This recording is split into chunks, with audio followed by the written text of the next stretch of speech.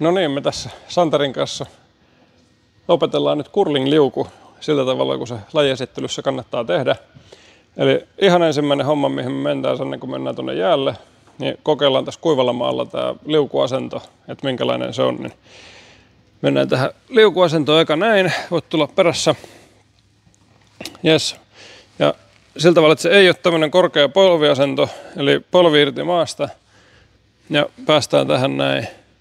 Tässä on tosi yleistä myöskin se, että niin kun ihmiset laittaa liian pitkälle tänne eteen ja jalan ja sitten taas paino on tuolla polven päällä, niin ei niin, vaan jalka tuohon kropan niin pisteen alle. Näin. Tämä on se asento, mihin me halutaan päästä tuolla jäällä. No niin, ja seuraava on sitten sama homma, mutta tuolla jäällä. Eli hakille astutaan aina täältä hakin takapuolelta sillä tavalla, että päkiä laitetaan tähän hakin päälle. Ja vasen jalka tuodaan sillä tavalla, että vasemman jalan kantapää on suurin piirtein samalla linjalla kuin oikean jalan varpaat. Eli nämä jalat ei ole vierekkäin ja tämä vasen jalka ei varsinkaan ole täällä takana, vaan tämä vasen jalka tuodaan tuohon oikean jalan etupuolelle. Sen jälkeen mennään kyykkyyn ja tämä vasen jalka edelleen pysyy sillä tavalla, että tämä kantapää ja varpaat on samalla linjalla ja se ei karkaa tänne taakse, vaan se pysyy tuossa edessä. Sitten otetaan hartioiden levyinen ote ja laitetaan harja tuohon jäähän sillä tavalla, että tämä muovi tai puuosa, joka harjassa on, niin osuu jäähän. Eli ei kangaspuoli jäähän, vaan muovipuoli jäähän. Ja edelleen vasen jalka pysyy ruuvattuna tuossa jäässä. Nostetaan takapuoli ylös ja sitten vaan ponnistetaan siihen samaan asentoon, mikä tuolla kuivalla maalla tehtiin.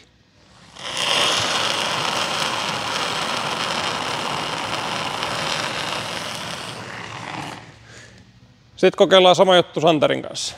Eli sä tulit hienosti sieltä hakin takapuolelta siihen hakille. Laitetaan ensin se ponnistusjalan päkiä paikalleen. Ja sitten tämä vasen jalka vähän eteenpäin. Noin. Ja sitten menet siitä kyykkyyn. Yes.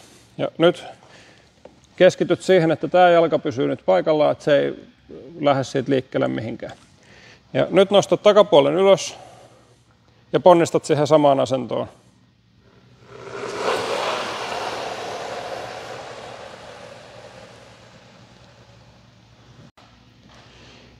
Sitten kun liukuasentoharjoitusta on tehty muutaman kerran, niin otetaan harja ja kivi mukaan.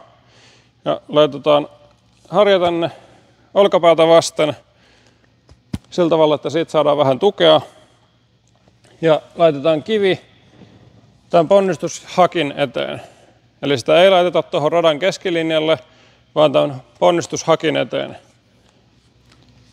Ja tehdään täsmälleen sama asia kuin äsken tehtiin poikittaisella harjalla. Eli vasen jalka tulee oikean etupuolelle, mennään kyykkyyn ja tämä vasen jalka pysyy nyt ruuvattuna paikalleen tuossa maassa. Sen jälkeen nostetaan takapuoli ylös, ihan pieni taaksevienti ja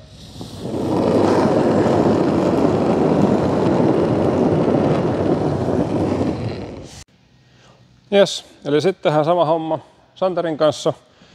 Eli kivi on nyt tämän ponnistushakin etupuolella, niin kuin pitää. Sitten hakille tullaan aina sieltä hakin takaa. Noin, ponnistusjalka paikalleen. Ja taas tämä vasen jalka ihan pikkasen vielä eteenpäin. Ja sitten meet kyykkyyn. Ja nyt nimenomaan niin päin, että tämä muoviosa osuu tähän jäähän. Ja sen jälkeen tämä sun vasen jalka pysyy edelleen ruuvattuna kiinni paikalleen. Nostat takapuolen ylös, ihan vähän takalta vauhtia ja sitten ponnistat sinne perään.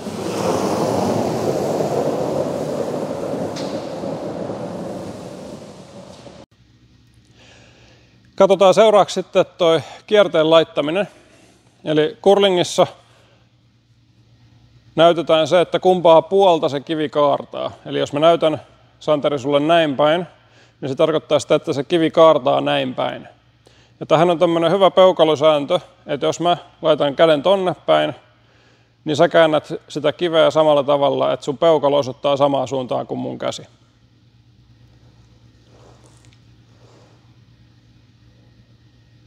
Eli nyt kun mun käsi osoittaa tonne päin, niin sun peukalo osoittaa samaan suuntaan. Ja nyt kun mä laitan tänne päin, niin peukalo osoittaa taas samaan suuntaan.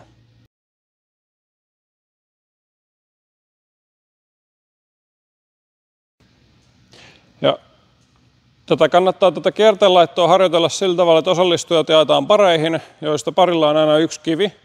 Ja toinen näyttää tältä puolelta tämän merkin. Santeri käänsi peukalon samaan suuntaan ja nyt työntää mulle sen kiven. Ja siihen tuli juuri oikeinpäin kierre nyt. Ja sen jälkeen Santeri näyttää mulle merkkiä. Kummalla kierrellä pistetään. Ja peukalo taas samaan suuntaan. Ja nyt tuli kierre oikeinpäin. No niin, ja sitten vaan yhdistetään nämä kaikki palaset, mitkä ollaan nyt erikseen harjoiteltu, yhdeksi kokonaiseksi suoritukseksi. Tuolla näyttäisi nyt olevan kapteeni näyttämässä merkkiä, käsi osoittaa tohon suuntaan, niin me voidaan kääntää tämä kivi valmiiksi näin päin, että mun peukalo osoittaa nyt sinne samaan suuntaan, niin me tiedetään, että kierre on tulossa nyt oikein päin. Ja kivi on nyt tässä ponnistushakin suoraan etupuolella. Se ei ole tässä keskilinjan päällä, vaan tuossa hakin etupuolella. Ja sittenhän tämä koko suoritus yhdistettynä. Eli hakilla astutaan takalta, vasen jalka tuodaan tähän oikean jalan etupuolelle. Ja se pysyy nyt ruuvattuna jäähän kiinni.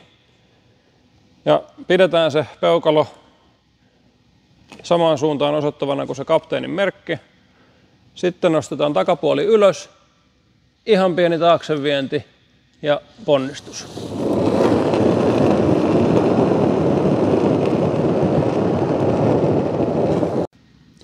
Sitten harjoitellaan sama juttu vielä Santerin kanssa. Eli nyt kuvitellaan, että se kapteeni näyttää kättä tonne päin. Niin käännä ensin se kahva oikeaan suuntaan, että muistat kummin päin se kierre laitetaan. Noin. Ja nyt voit sitten mennä siihen hakille. Ja taas hakin takaa lastutaan hakille. Laitat sen vasemman jalan ihan vähän eteenpäin, noin, ja ruuvaat sen kiinni paikalleen. Ja sitten muistat nyt tässä kohtaa, että se peukalo osoittaa samaan suuntaan kuin se kapteenin käsi. Jalka pysyy edelleen ruuvattuna jäähän, ja nyt nostat vaan sen takapuolen ylös. Ihan pieni taakseveto, ja sitten ponnistus.